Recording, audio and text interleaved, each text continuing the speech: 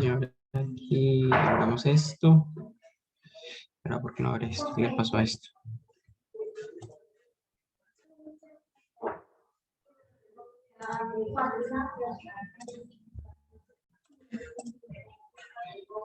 Y está, entonces estábamos terminando ya las vías del dolor, ¿no, muchachos?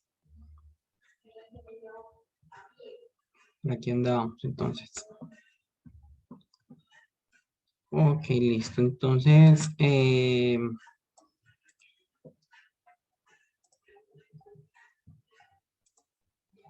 digamos en que la información sube hacia el cerebro a áreas específicas en nuestro cerebro.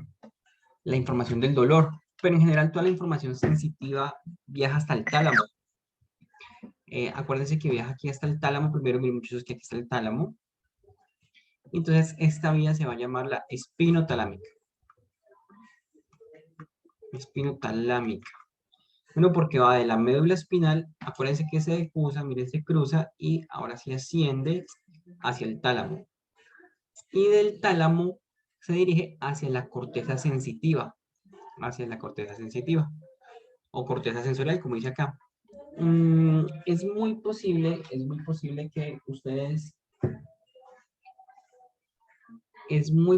que ustedes ya hayan visto en neuroanatomía, hayan visto el surco central, ¿cierto? Yo creo que ustedes ya vieron acá, les mostraron el cerebro. Entonces, imagínense que esto aquí es el cerebro y hay un surco central y por delante estará la circunvalación precentral y acá atrás está la circunvalación postcentral. En esta circunvalación, en la circunvolución postcentral, también conocida como postrolándica, de pronto también como postrolándica, o postcentral, es donde va a estar, miren, aquí es donde va a estar la información somática, perdón, la información sensitiva, allá es donde va a ingresar toda la información sensitiva. Entonces, fíjense, muchachos, que si aquí es una extremidad, imagínense que aquí es una extremidad, imagínense que esto es una mano, entonces toda la información de dolor entra por aquí, miren, entra por aquí, y miren cómo llega finalmente a la corteza contralateral. Entonces, si aquí hay un ACV, un tumor, una hemorragia, ese paciente va a tener alteraciones sensitivas del lado contralateral.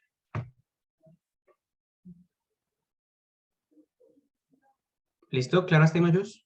Entonces, la información va de la médula espinal al tálamo. Pero la información también va de la médula a la formación reticular. ¿Quién recuerda qué es la formación reticular?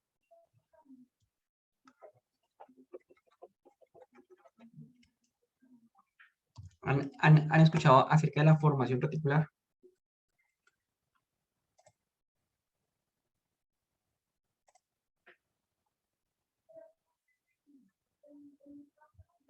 Quitamos todo esto. Es que este computador es de mi hijo. Entonces, tiene un poco de cosas acá. ¿Quién recuerda qué es la formación reticular?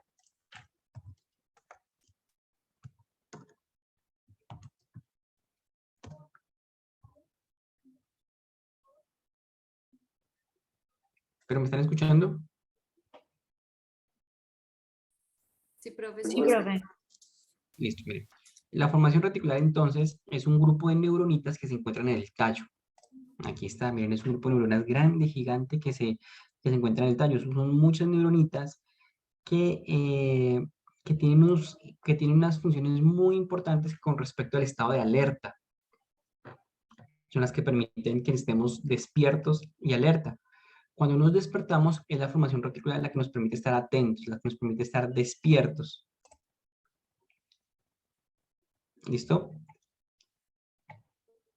Es la que está implicada en los mecanismos de vigilia cuando despertamos.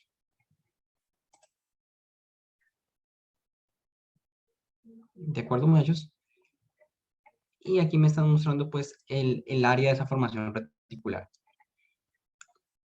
Resulta que las áreas de dolor, miren, toda la formación reticular que está en el tallo.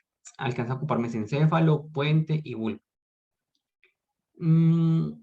La información de dolor viaja hasta la formación reticular. ¿Listo? Viaja hasta la formación reticular.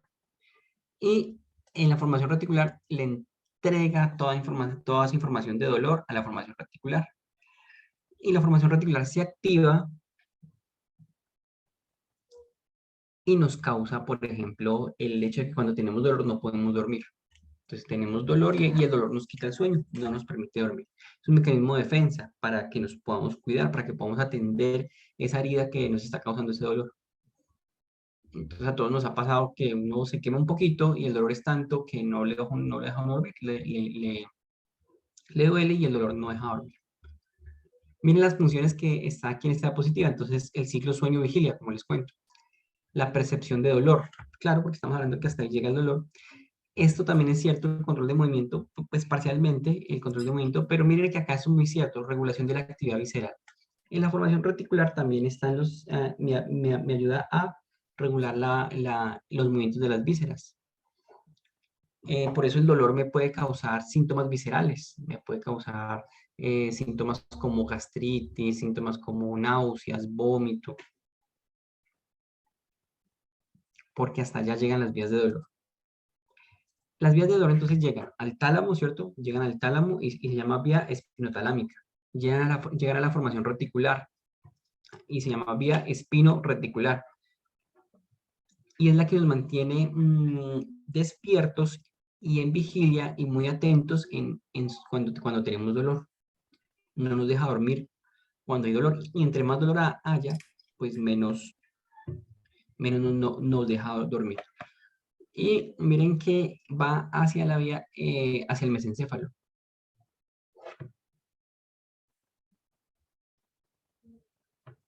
Bueno, en el mesencéfalo hay una sustancia que se llama la sustancia gris periacueductal, que está acá, miren, la sustancia gris periacueductal.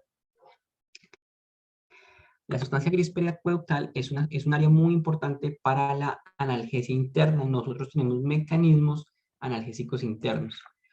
Entonces pongamos aquí sustancia gris periacueductal.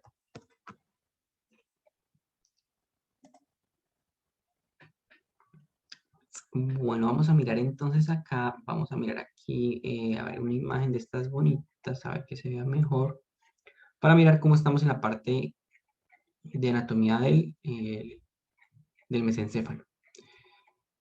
Lo que vamos a hacer es lo siguiente, miren. Este es el cerebro, ¿cierto? Miren, el que han estado estudiando.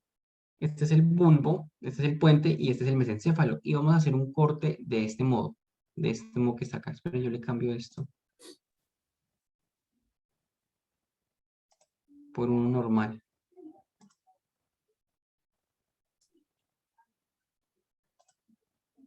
Listo, ahí ya está más normal, miren. Entonces va a pasar un corte por acá, por el mesencéfalo, ¿de acuerdo? Va a pasar por el mesencéfalo.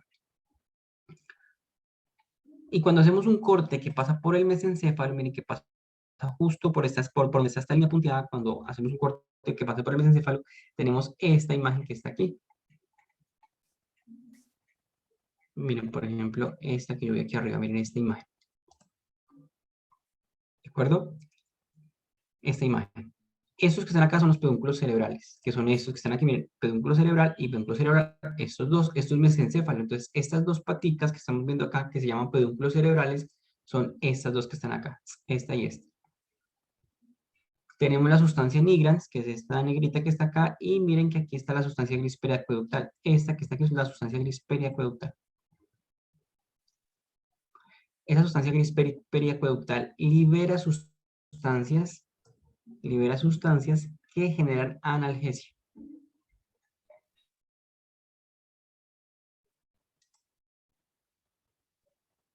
¿Listo? Entonces, miren que aquí está. Su función esencial se basa en reducir el dolor excesivo, sobre todo en circunstancias especiales. Entonces, cuando tenemos mucho dolor, esa información de dolor llega precisamente a la sustancia gris periacueductal y entre más intenso sea el dolor, la sustancia gris periacueductal más efecto analgésico tiene. Entonces, contrarresta los efectos de dolor.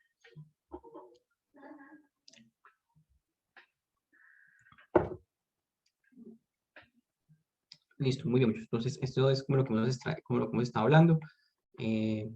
Preguntas hasta ahí. Esto es lo mismo que hemos venido hablando, ¿cierto? Miren esta imagen y me dicen si tienen dudas. Miren la imagen del receptor, miren cómo va viajando, se decusa, asciende, tálamo, corteza.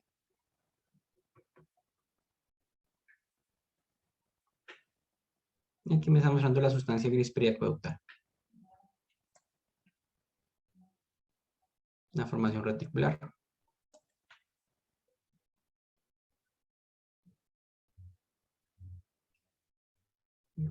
Listo, ok. ¿Preguntas, dudas? Profe, Ujú. entonces, pues no sé si entendí bien o me perdí. Entonces, mientras la información sube hacia la corteza, pasa por el espino reticular y por la sustancia. En simultánea. Imagínate que esto va viajando en forma de potenciales de acción, ¿cierto? Potenciales de acción. Y los potenciales de acción finalmente es una actividad eléctrica. Sí. Entonces es como la electricidad que viene y una va para la formación reticular, otra va para la sustancia periacueductal, otra va para el tálamo y del tálamo sigue para allá. Entonces no es que haga relevos, entonces imagínate, no es que haga estos relevos, sino que una va para allá, otra va para acá, otra va para allá. Entonces todo ocurre en simultáneo. Ah, listo, profe, sí, ya entendí, gracias. Vale, con gusto. ¿Más preguntas?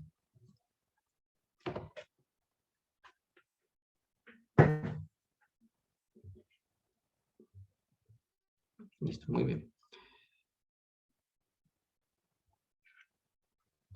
Cuando generamos o cuando se genera una sensación de dolor, hay una activación cortical generalizada. Entonces, aquí nos están mostrando en estas imágenes, como por ejemplo, un dolor debido a un frío, por ejemplo, cuando uno coge un hielo y le duele la mano, miren cómo se activan áreas como la ínsula, áreas occipitales, áreas frontoparietales, lo mismo cuando tenemos una sensación pues, de una temperatura fresca y diferentes sensaciones. Entonces uno siempre piensa que, o uno siempre pensaría que es sencillo que cuando hay un estímulo nocivo, cuando hay una sensación de dolor, entonces el dolor pues va hacia el tálamo y del tálamo hacia la corteza somatosensitiva, ¿cierto? Aquí hacia la corteza sensitiva. Pero de aquí ella se distribuye a otras áreas, áreas de memoria, áreas visuales, áreas frontales, para que todo eso vaya de la mano con, por ejemplo, con la memoria, ¿cierto? Con la memoria, con estímulos visuales, con áreas de integración, con áreas del comportamiento. Cuando tenemos un dolor, el comportamiento nos cambia. Entonces me quemé y siento ese quemazón y entonces no, ya no tengo el mismo comportamiento, seguramente estoy de mal genio o estoy triste o estoy aburrido o alguna sensación asociada a ese dolor y eso activa también áreas de memoria. Yo ya me quedo recordando ese momento, qué fue lo que pasó, áreas de integración, por ejemplo, entiendo que me quemé con agua hirviendo o que me con un lapicero o qué fue lo que ocurrió. Eso me significa que hay muchas áreas corticales que se activan, no solamente el área somatosensitiva, sino que miren que se activan muchos sitios, ínsula, occipital, frontal, temporal y todo tipo de activación cortical. Listo, bueno, hasta ahí preguntas, dudas, Mellos.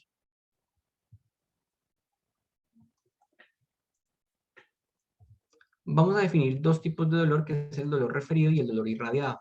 Miren, el dolor referido es un dolor percibido en una parte del cuerpo alejada del sitio donde se origina. Ese es el dolor referido. Es un dolor percibido en una parte del cuerpo alejada del sitio donde se origina.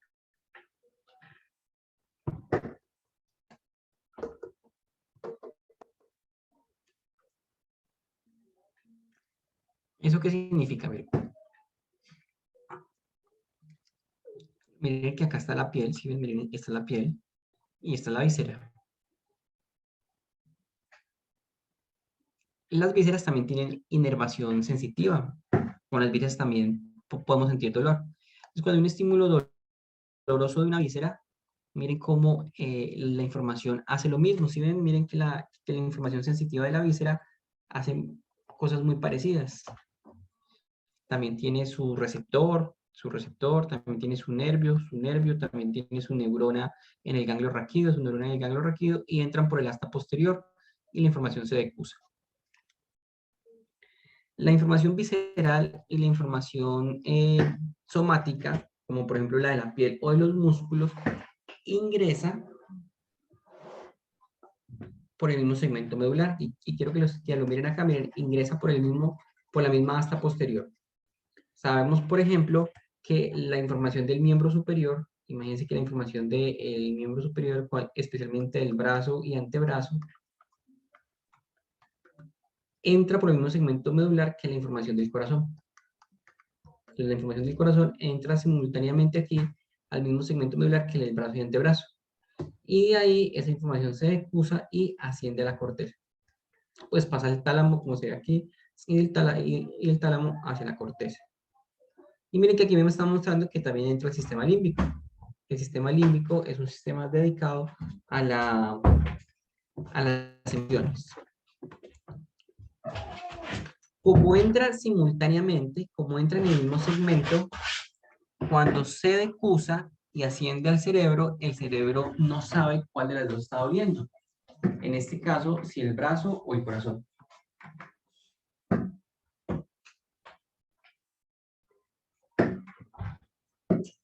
El cerebro entonces como que se confunde. Es literalmente una confusión cerebral. Cuando la información llega a este punto, mira, cuando la información llega a la corteza, entonces el cerebro se pregunta, ¿realmente qué es lo que está doliendo? ¿El brazo o el corazón? Y nuestro cerebro siempre le va a dar más importancia a lo somático, a lo voluntario. En este caso, nuestro cerebro le va a dar más importancia al brazo o antebrazo. Y aunque el daño esté aquí, aunque la lesión esté aquí, el cerebro va a creer que la lesión está en el brazo o en el antebrazo, cuando realmente la lesión está en la víscera. Son dos sitios muy diferentes, miren, son dos sitios muy diferentes, uno es visceral, el otro es somático, están alejados anatómicamente, están alejados, pero cuando entran por el mismo segmento medular, la información de dolor asciende por la misma neurona, llega a la corteza, y la corteza lo que va a comprender es que lo que duele es el brazo.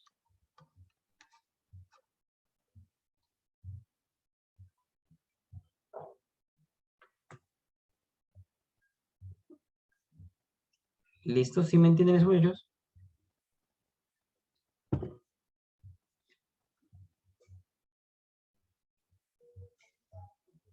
Preguntas sobre eso.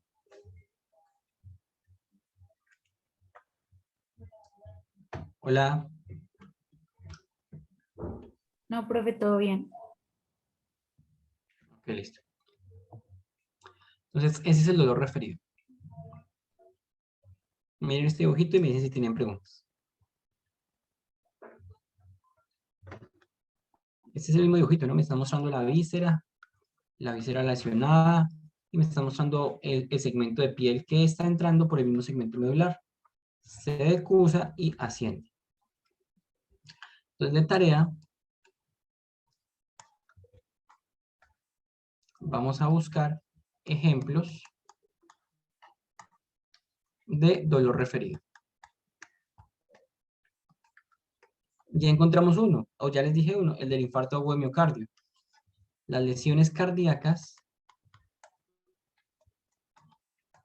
el dolor de las lesiones cardíacas se irradia al corazón.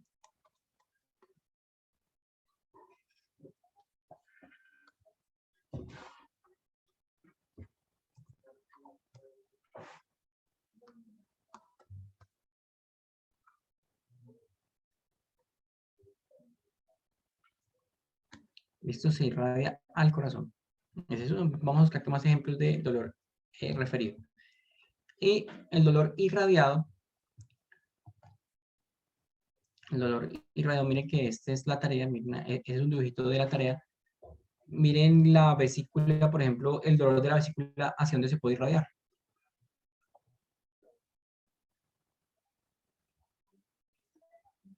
Y un dolor referido, muchachos, es, a ver si los pongo acá, el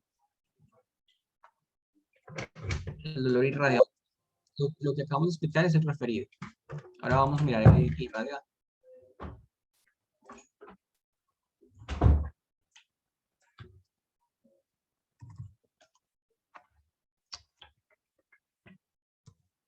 Dolor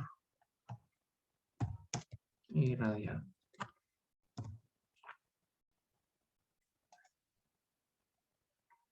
A ver, miremos a ver aquí. ¿Qué dibujito nos queda bien?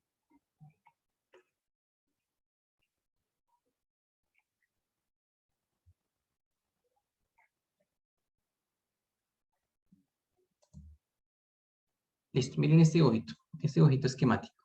Aquí está el dolor referido, como lo habíamos hablado, ¿cierto? Ahí me están viendo el corazón, entrando por unos segmentos medulares de los del brazo.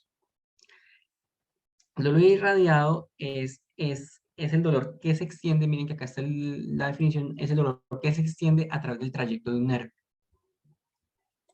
Entonces vamos a copiar este ejemplo.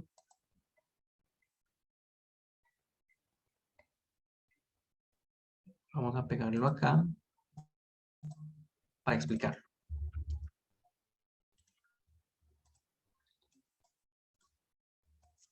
Y vamos a copiar este que está acá para también usarlo.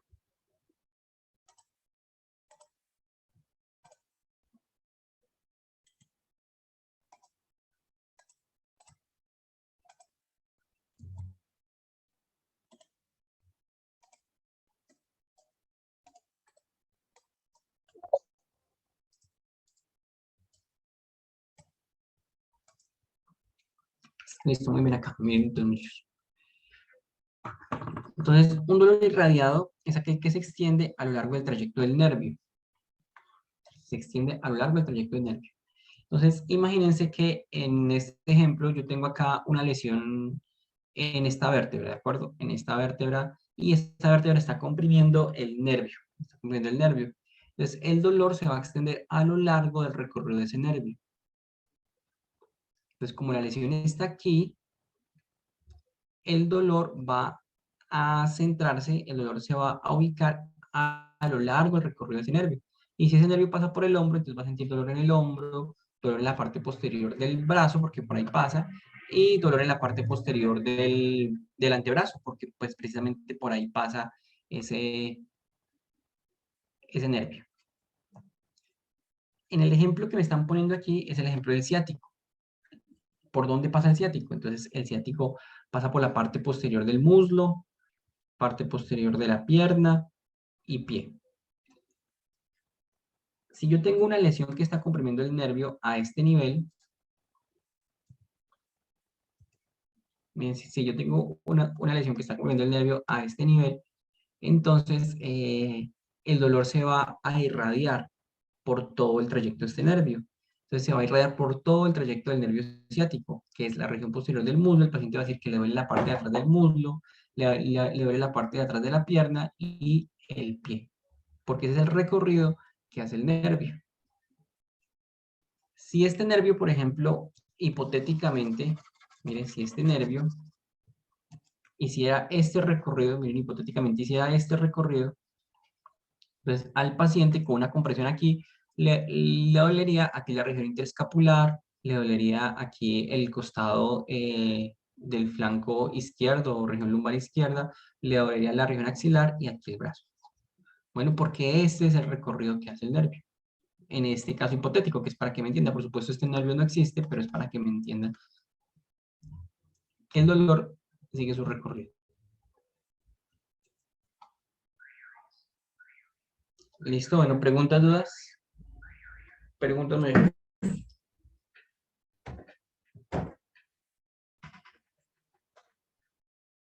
Profe, sí, no sé si de pronto estaré muy lejos, pero entonces el dolor irradiado solamente se daría en músculo esquelético.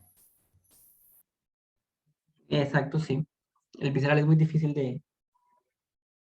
de entenderlo, de que el cerebro lo entienda, porque la inervación visceral no es muy buena, no es tan buena como el somático. Perfecto, sí, entonces muy bien. Así es. ¿Más preguntas? Entonces, de tarea, vamos a ver ejemplos del dolor irradiado. Bueno, ya vimos uno, que es el dolor del nervio ciático.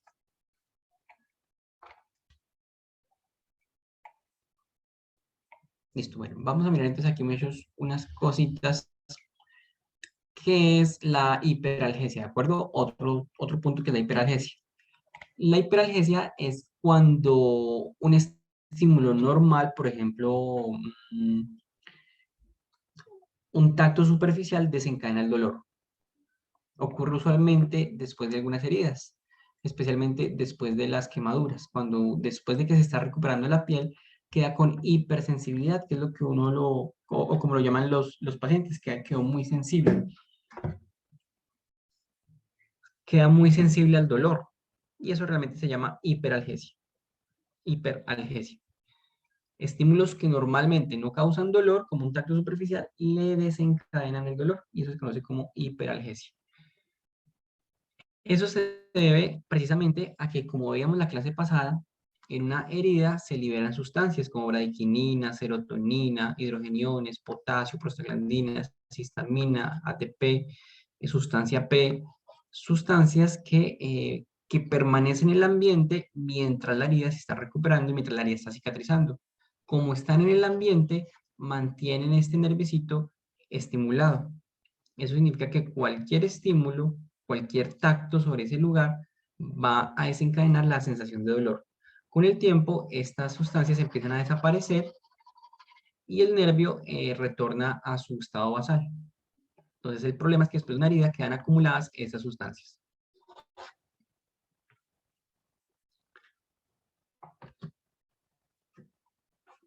Bueno, fíjense que en este ojito me están mostrando que hay un daño tisular. Miren, efectivamente hay un daño tisular. Hay unas células inflamatorias como el mastocito, como el neutrófilo, como el macrófago que liberan sustancias, muchas. Aquí me está mostrando la interleuquina 1 beta, la interleuquina 6, el óxido nítrico, bradicininas, el factor de necrosis tumoral, hidrogeniones, una gran cantidad de sustancias que mi intención no es que no la aprendamos, simplemente que unas sustancias que estimulan y pueden desencadenar un potencial de acción en las células, del sistema del dolor, en esas neuronitas del sistema del dolor, en ese axón. Y mientras estas sustancias permanezcan, ellas no se van inmediatamente, ellas quedan, mientras estas sustancias permanezcan, la neuronita receptora del dolor va a quedar hiperestimulada. Entonces me quemé hoy, pero mañana sigo con dolor y cuando me toco me duele, porque esos axones están hiperestimulados por toda esta cantidad de sustancias que hay en el ambiente. Profe, y más o menos como hay, digamos, un tiempo estimado en el que esas sustancias se dejan de liberar o cuándo, porque es que, por ejemplo, en el herpes zóster, las lesiones que genera pues esta enfermedad son, pues duran muchísimo tiempo. Entonces, más o menos cuánto o eso en qué varía o en qué va, depende del tiempo o de qué. Ah, sí, es muy buena pregunta. Listo. Entonces, con respecto al tiempo, depende la lesión, ¿cierto? Depende de la gravedad de la lesión. El herpes zóster daña los nervios. Precisamente hay una lesión nerviosa, genera un proceso inflamatorio y eso perdura en el tiempo. Entonces, ¿de qué depende? De qué tan grave haya sido el proceso inflamatorio. Hay personas con herpes zóster que duran con un dolor unas semanas, otros meses, otros años. Depende, si el proceso inflamatorio se perpetúa, entonces el dolor se perpetúa. Un ejemplo muy sencillo. Imagínense que yo tengo unos zapatos, ¿cierto? Y esos zapatos me tallan. Mientras yo siga usando esos zapatos, el dolor va a persistir. Porque el trauma genera inflamación y la inflamación genera liberación de sustancias que estimulan el receptor de dolor. Entonces, mientras yo siga usando los zapatos, pues entonces va a seguir el estímulo doloroso. Mientras el herpes zóster siga activo y mi cuerpo no lo controle, se va a perpetuar el dolor. ¿De qué Profe, depende entonces? Depende de qué tan fuerte fue la herida, qué tan fuerte es el daño y qué tanto se perpetúa ese daño, qué tanto se perpetúa el herpes zóster en esa región. Pero no es así de simple, no es así de sencillo, pero hasta ahí me entiendes. sí, profe, pero entonces, por ejemplo, en el caso de las personas que les dura varios años, estas sustancias de las cuales estamos hablando se liberan por ese tiempo indefinido, pues, o hay un tiempo en el que yo estoy hablando más que todo es como de las sustancias precisamente, o sea, si le dura 7 años, estoy exagerando pues, pero si digamos le dura 7 años, entre 7 años se liberan constantemente las sustancias, o ahí cómo Listo, funciona. perfecto. No, es excelente pregunta porque precisamente para allá voy. O sea, por eso te decía, no es tan sencillo. ¿Por qué no es tan sencillo? Porque estamos viendo solamente un pedacito de todo el sistema. Mira, todo eso es el sistema. ¿Y qué estamos viendo nosotros? El pedacito de acá, mira, estamos viendo el pedacito. Imagínate que aquí está el nervio y imagínate que aquí están los receptores, ¿cierto? Y estamos viendo solamente este pedacito. Aquí estará la piel y por aquí estará el herpes zóster, pues invadiendo esos nerviecitos. Por aquí estará. Solamente estamos analizando este pedacito. Pero imagínate que nos falta analizar toda la vía de ahí para arriba, toda esta vía. Y resulta que toda esta vía que está acá libera neurotransmisores. Y vamos para allá. Entonces, eso es lo que estamos hablando, ¿cierto? Mira, aquí están los promotores inflamatorios, los que hemos venido hablando, los que estimulan ahí el dolor. Pero si vamos hacia arriba, fíjate que también hay neurotransmisores como la sustancia P. La sustancia P. Y si ustedes recuerdan, nosotros vimos una clase en la cual el neurotransmisor se producía acá, ¿se acuerdan ellos que se produce aquí? Y luego va viajando en forma de vesículas hasta la sinapsis. ¿Se acuerdan que vemos que una vesícula asociada a una proteína motora que parecía que caminara? ¿Se acuerdan muchachos? Sí, profe. Listo. Entonces, la sustancia P se comporta como un neurotransmisor. Cuando se mantiene el estímulo, doloroso, por ejemplo, el herpes zóster se mantiene durante algún tiempo, la neuronita aprende a fabricar sustancia P. La aprende a fabricar. ¿Por qué? Porque ya lleva una semana, 2 semanas, un mes, y lleva un mes ese estímulo doloroso, y la neuronita entonces fabrica sustancia P y empieza a producir sustancia P, aprende a producir sustancia P y perpetúa la producción de sustancia P. En algún momento, como tú muy bien lo dices, claro, esas sustancias van a dejar de producirse, esas sustancias no son infinitas, no alcanzan a durar 7 años. En el ejemplo que no es exagerado, hay pacientes que duran décadas con algún tipo de dolor, entonces ya esa inflamación se fue, entonces ya el estímulo doloroso ya no está, imagínate, ya se fue, ya se controló el herpes zóster, ya no hay sustancias inflamatorias, pero la neuronita se quedó produciendo sustancia P. Y no solamente sustancia P, son otro tipo de neurotransmisores. Y mantiene estimulada la vía del dolor. Va al tálamo y va a la corteza somatosensorial. Eso se conoce como potenciación sináptica. Potenciación sináptica. Entonces, la sinapsis se potencia, se mantiene estimulada la vía del dolor.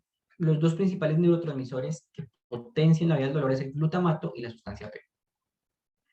Esta vía del dolor, mira, esta vía que veíamos acá, mira, esta vía, ya desapareció esto, ya esto está normal, pero las neuronitas que van hacia el cerebro siguen manteniendo la producción de neurotransmisor, y las células que están aquí en la corteza sensitiva recibiendo el dolor siguen manteniendo la producción del neurotransmisor, es decir, se mantienen activas, a pesar de que ya cesó el estímulo. Por eso muchos pacientes terminan con dolor después de que haya pasado la lesión.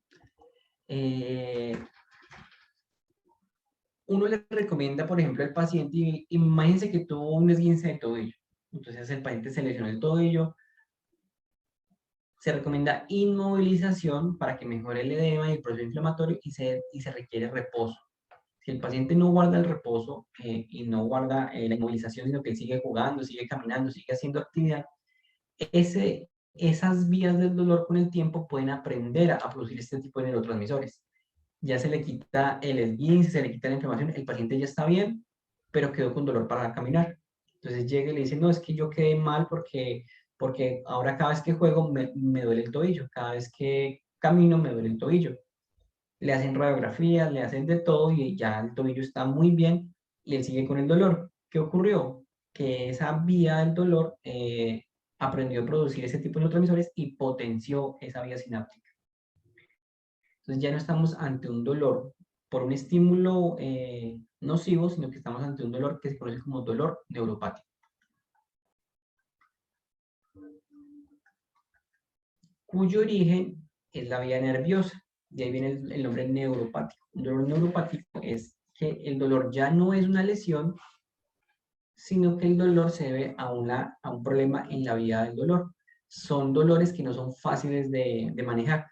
Tú que me preguntas por el herpes zóster, me imagino que me lo preguntas por alguien en especial, alguien conocido. Y ese alguien conocido me imagino que ha sido muy difícil de manejar ese dolor. Sí, profe. Porque el dolor ya no es por fenómenos inflamatorios. Cuando uno toma ibuprofeno, cuando uno toma diclofenaco, la mayoría de estos analgésicos actúan sobre las sustancias inflamatorias, sobre ese tipo de sustancias, sobre las prostaglandinas, radiquininas, histamina y todas las sustancias que se producen acá. Entonces, claro, cuando ya el dolor es neuropático, entonces ya por más ibuprofeno que tome, no va a sentir mejoría. O la mejoría va a ser muy mínima. Ya dan entonces otro tipo de medicamentos que son anticonvulsivantes, por ejemplo, medicamentos anticonvulsivantes, anticonvulsivos. ¿Y cómo que anticonvulsivos? Claro, porque un anticonvulsivo lo que hace es disminuir el umbral de la neuronita. Es que esa neurona que está hiperactivada entre una fase de reposo. Esos anticonvulsivos que hacen que las neuronas entren en fase de reposo, que hacen que la neurona se hiperpolarice, entonces se usan en dolor neuropático porque pasa exactamente lo mismo. Hace que la vía del dolor se mantenga en reposo, se mantenga hipoactivo. Entonces hay medicamentos que no sé si de pronto tú me dices qué medicamentos le pueden estar dando a la persona que tú conoces. Por ejemplo, le pueden estar dando, se me olvidó el nombre. ¿Qué medicamentos le dan? Pero lo que pasa es que él no vive acá en Colombia, él está, pues, él reside en esos momentos en Estados Unidos, entonces es como un poco más difícil porque, pues, los medicamentos, la verdad, no sé cómo, pues, no sé cómo sea allá y él ha tratado más que todo como con cosas, pues, naturales, entre comillas, pero eso no le ha servido. Obviamente, pues, ha ido también el médico, pero la verdad no sé como qué medicamentos sean, sino que es como más complicado porque le dio fue como en los ojos. Entonces, Mucho más complicado. como por ese Y lado, perdió visión, me imagino. no, yo creo que de solamente de un ojo, pero no por completo, parcialmente. Ya. Ok, listo. Bueno, entonces esa es la cuestión. Entonces, la respuesta a tu pregunta es esta, la potenciación sináptica. Eso explica, por ejemplo, que hay pacientes que hacen la amputación de alguna parte del cuerpo, por ejemplo, tienen un pie diabético, buscamos aquí un pie diabético, imagínense, una úlcera, por ejemplo, una úlcera, pongamos acá una úlcera varicosa, tiene algún tipo de úlcera, les hacen la amputación de la extremidad y a pesar de que ya no tiene la extremidad, le sigue doliendo. Entonces, mucho de eso tiene que ver con el tema de lo que es el miembro fantasma, no miembro de la familia, no miembro fantasma. El miembro fantasma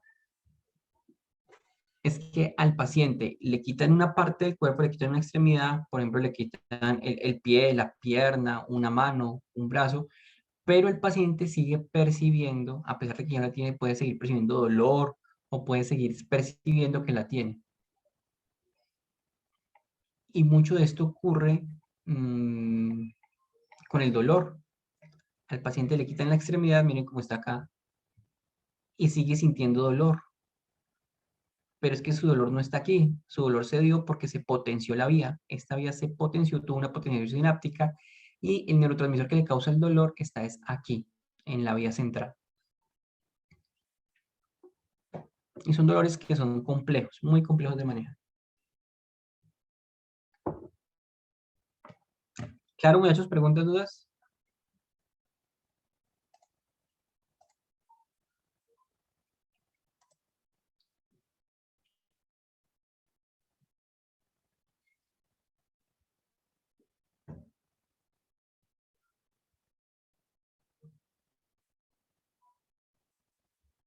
Preguntas, muchachos. Bueno, aquí hay muchachos unos términos que me gustaría que conociéramos. Hiperalgesia ya la conocemos, ¿cierto? Es una respuesta exagerada, es desproporcionada, la proporción del estímulo y de la respuesta no son las mismas. Eso significa que usted hace un tacto superficial y la respuesta es de dolor. En cambio, la alodinia es un umbral disminuido, o sea, es lo contrario.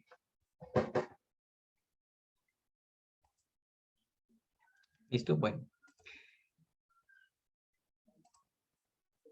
Precisamente, muchachos, como hay una influencia cortical de la que hemos venido hablando, una influencia cortical sobre el dolor, así como yo puedo sentir mucho dolor que viene de la corteza, como el miembro fantasma, ya le quitaron la extremidad, pero sigue sintiendo dolor porque el problema está en los neurotransmisores de la corteza.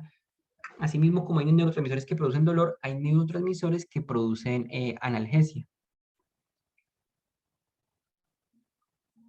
Y eso explica, por ejemplo, el efecto placebo. El efecto placebo es que a los pacientes le dan una sustancia que no tiene actividad farmacológica. Imagínense que le dan harina de trigo, harina de maíz en forma de pastillita, y el paciente se siente bien. Miren lo que dice la caricatura.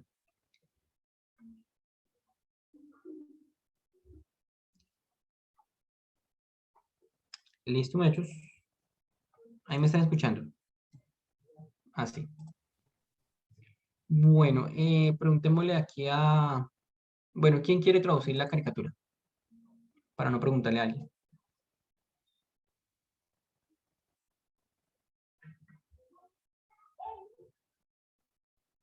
Yo, profe, dice, estas cápsulas son, o estas pastillas son fabulosas. Cuando miro la caja, dejo de toser. Exacto, muy bien. Eso le pasa a muchos pacientes. Con el solo hecho de tomarse el medicamento, con el solo hecho de ponerlo en la boca, ya el paciente ya se siente bien. Porque es su cerebro el que está modificando la liberación de neurotransmisores. ¿Listo? ¿Cuáles péptidos opioides endógenos tenemos? ¿Cuáles son esas sustancias que nos generan analgesia? Entonces son tres familias principales de péptidos opioides que se producen de forma natural en nuestro sistema nervioso central, que son las endorfinas, las dinorfinas y las encefalinas. Bueno, las endorfinas, las dinorfinas y las encefalinas, ¿qué son esos? Son sustancias producidas en el cerebro y en general en el sistema nervioso central que causan sensación de analgesia, que combaten el dolor. Endorfinas, dinorfinas y encefalinas. Ellas nos generan analgesia. Se liberan también de acuerdo al estado de ánimo y se liberan también de acuerdo a la actividad que tengamos. Entonces nos hemos dado cuenta, nos lastimamos un tobillo jugando y en el momento no sentimos, porque en ese momento de actividad física se están liberando gran cantidad de endorfinas, dinorfinas y encefalinas. Ya después, cuando ya estoy tranquilo, cuando estoy relajado, es que empieza el dolor en el sitio que me golpeé. Los estados de ánimo también influyen. Si yo estoy triste y estoy deprimido y preciso me golpeé, entonces el dolor debido a la falta o a la disminución en la liberación de endorfinas, dinorfinas y encefalinas es que como no estoy liberando tanto por mi estado de ánimo, Entonces el dolor se siente más intenso.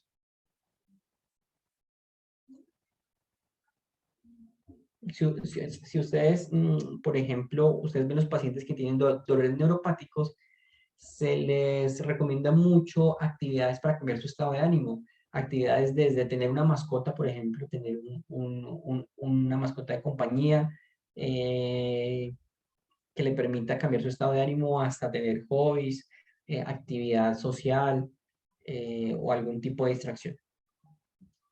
Eso permite o optimiza la liberación de endorfinas, dinorfinas y encefalinas, y eso mejora pues la analgesia. Bueno, listo, muchachos. ¿Preguntas, dudas?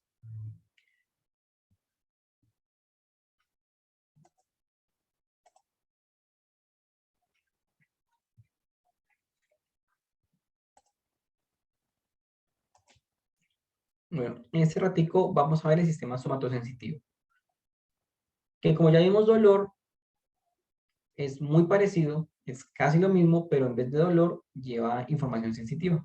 Es lo que vamos a ver. ¿Tienen dudas o preguntas de la vía del dolor?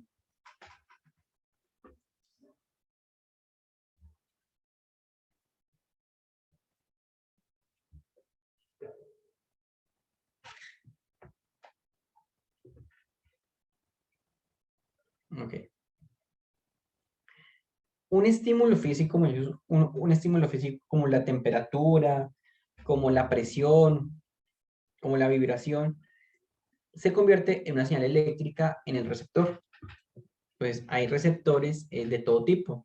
No solamente tenemos receptores en la piel, sino que tenemos receptores de olfato, receptores para el gusto, receptores en el oído, receptores en la retina, que son los fotorreceptores, y todos ellos lo que hacen es captar estímulos y convertirlos en un impulso eléctrico. En eso se fundamenta la recepción, la sensopercepción, en eso se fundamenta. Entonces, por ejemplo, el olfato recibe estímulos químicos volátiles, bueno, estímulos químicos que puedan viajar por el aire, moléculas químicas que viajan por el aire.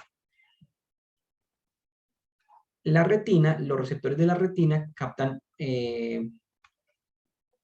haces luminosos, bueno, captan fotones.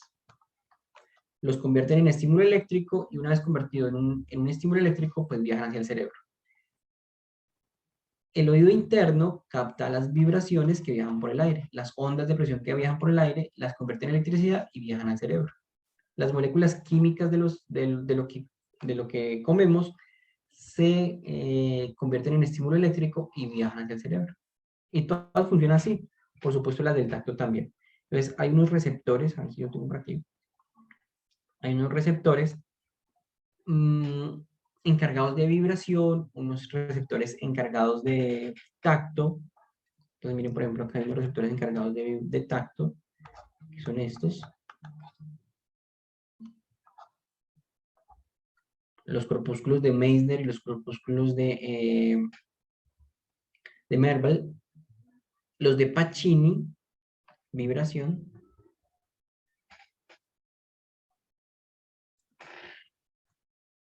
No se ve bien, ¿cierto? Venga, yo lo escribo acá. Meissner. Merkel, con K. Es que no se ve bien. Merkel. Pacini. Y Ruffini. Entonces, tacto, vibración y tacto profundo. Estos son unos receptores para estiramiento.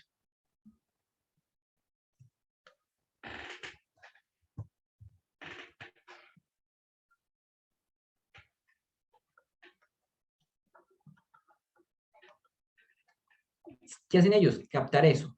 Ellos son especialistas en que si hay tacto, se despolarizan y convierten esa información de tacto en un estímulo eléctrico.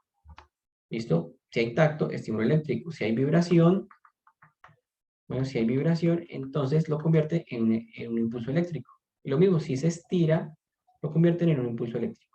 Y ese impulso eléctrico, miren, es el que viaja haciendo un recorrido muy parecido al que acabamos de ver en dolor. Entonces miren que acá está el receptor, se despolariza, genera un impulso eléctrico, viaja, aquí está la neuronita en el ganglio, viaja hacia la neuronita y la neuronita lo envía hacia la médula y de la médula se decusa y asciende hacia el tálamo y del tálamo hacia la corteza.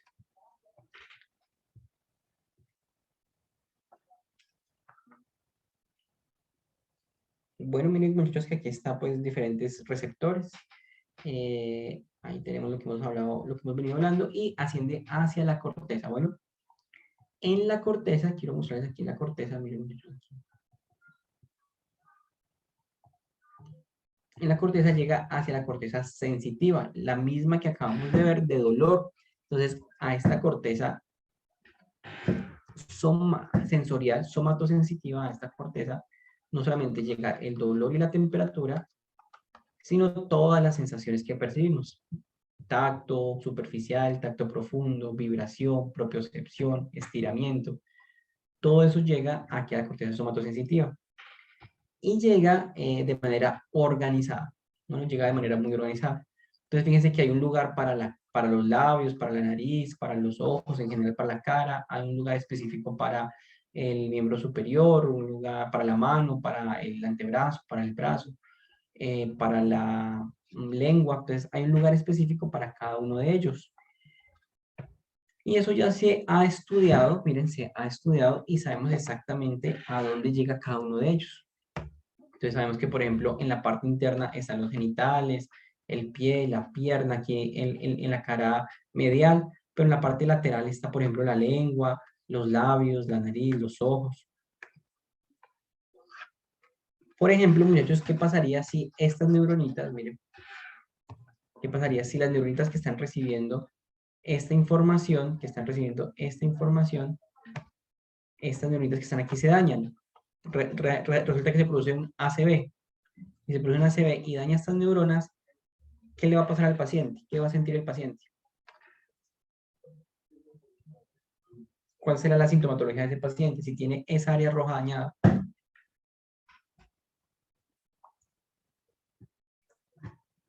Tuvo un derrame cerebral y tiene esa área dañada. Profe, no va a sentir ni los dedos, ni la mano. ¿De dónde?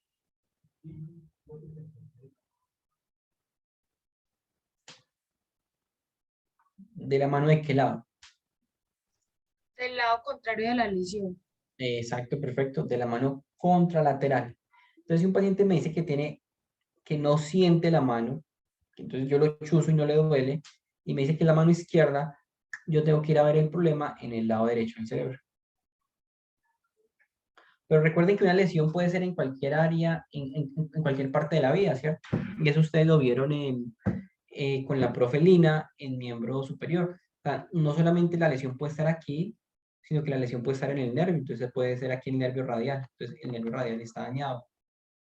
O puede ser en la médula, tuvo un trauma raquimedular, un disparo en la médula, y entonces quedó sin información sensitiva. Puede ser un daño en el tálamo o puede ser un daño en la corteza.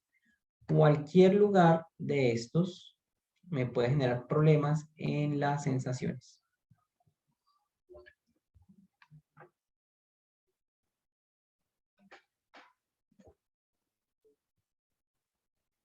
Bueno, listo, muy bien. Este es el mismo dibujito, fíjense cómo me están pintando ahí las áreas destinadas para cada parte de mi cuerpo. Miren dónde está la cara, miren dónde están los labios, la nariz, los ojos, los dedos, el cuello, la cabeza, el tronco, las piernas, los dedos de los pies, los genitales. Miren cómo se distribuye de una manera muy organizada en todos los seres humanos. En todos los seres humanos es así. O sea, no hay ningún ser humano que tenga por aquí la mano. Bueno, que por aquí tenga la mano, o por ejemplo, que por aquí tenga el pie, y que por aquí tenga la mano. Bueno, no existe. En todos nosotros esa es la organización siempre definida.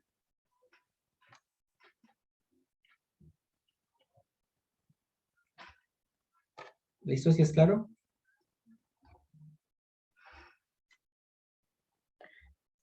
Quiero que nos detengamos a ver un momentico una cosa. Miren, quiero que nos detengamos a mirar esto.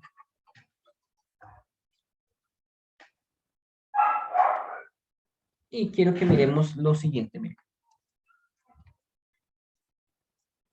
Y quiero que miremos lo siguiente.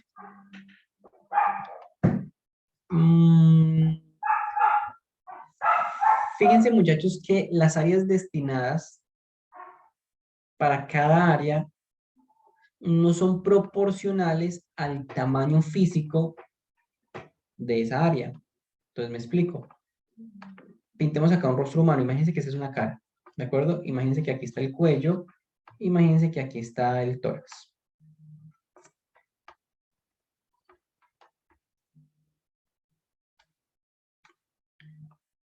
Si contamos acá lo que es todo el tronco, y el tronco incluye lo que es la espalda, el tórax por delante, pues esta área que está acá es mucho más grande que la cara. Por ejemplo, es más grande que los labios. Entonces imagínense que aquí están los labios. Imagínense que es más grande que los labios. ¿De acuerdo? Claro, la espalda, el tronco en general es mucho más grande que los labios. Sin embargo, miren el área destinada al tronco y miren el área destinada a los labios. Eso significa que en el cerebro, el área del tronco es mucho más chiquita que el área de los labios. A pesar de que los labios son pequeñitos y el tronco es gigante. ¿Eso por qué se produce? Eso se da porque en los labios hay muchas más neuronas. Entonces, imagínense que todos estos punticos son neuronas.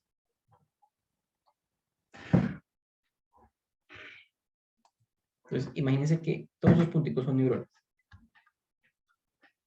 Eso permite que hayan tantas neuronas, tantas neuronas, y como hay tantas neuronas, pues tienen que llegar a la corteza.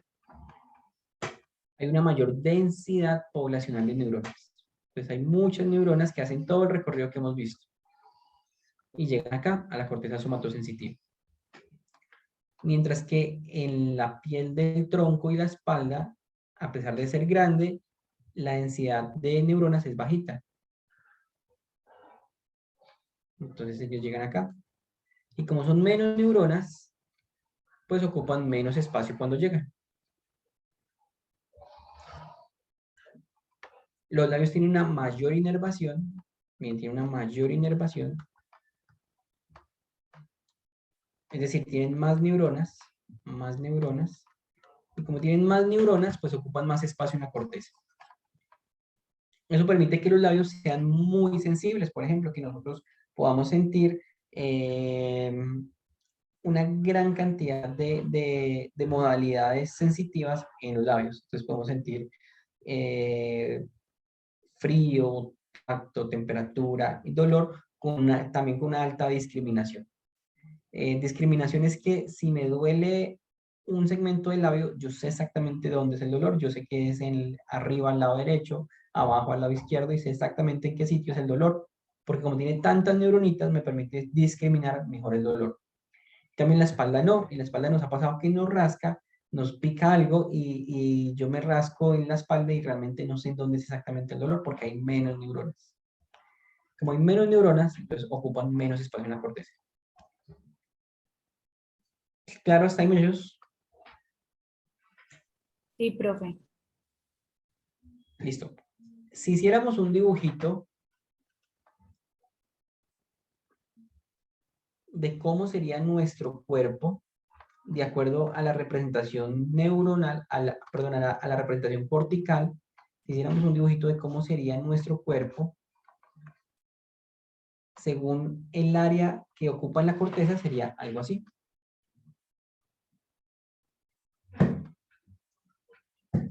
Y a esa imagen la conocemos como homúnculo sensitivo. Homúnculo sensitivo. Así se conoce.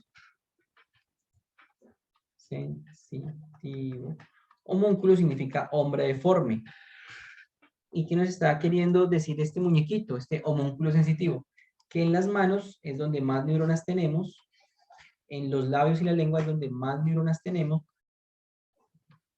porque recuerden que con los labios y la lengua pues tenemos que hablar, nos permite la gesticulación, nos permite la sensación, nos permite hablar, la articulación, la lengua percibe los sabores.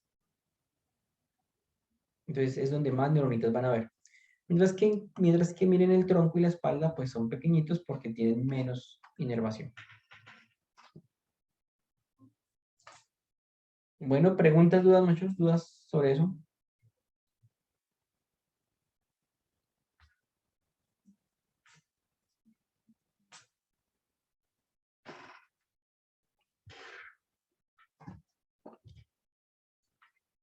Cuando estemos en motor, que es la clase de mañana, entonces vamos a mirar que también existe un homúnculo motor. Bueno, que lo vamos a ver mañana. Bueno, muy bien. Preguntas, muchas dudas.